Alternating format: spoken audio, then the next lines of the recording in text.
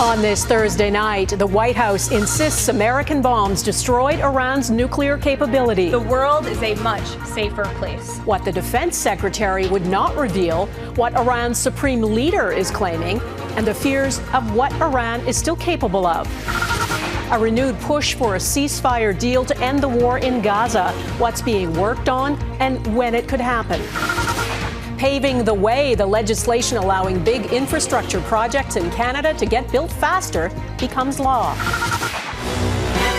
Plus, Villeneuve, Denis Villeneuve. You're Canadian? A Canadian director's dream to have a license to thrill comes true.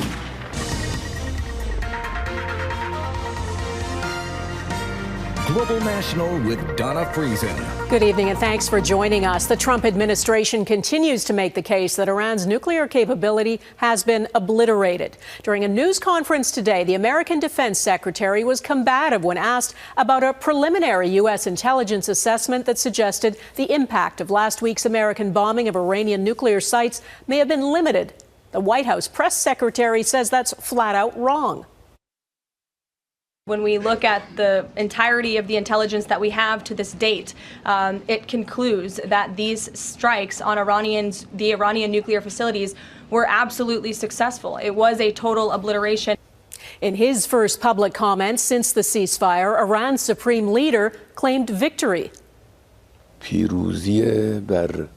Ayatollah Khamenei claims the American bombs failed to achieve anything significant. Caught in the noise of those competing narratives are the questions of what Iran is still capable of and what it intends to do. Jackson Prosco has our top story tonight. The United States decided to strike these two ventilation shafts.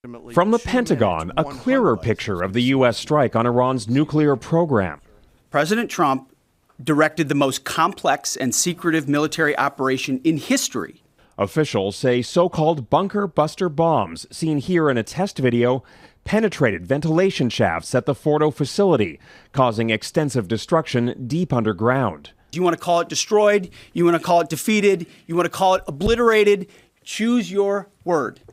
A defensive defense secretary lashed out at the media for initially reporting the details of a leaked preliminary intelligence assessment, which suggested the possibility of less extensive damage that had merely delayed Iran's nuclear ambitions by weeks. So let's take half-truths, spun information, leaked information, and then spin it in every way we can.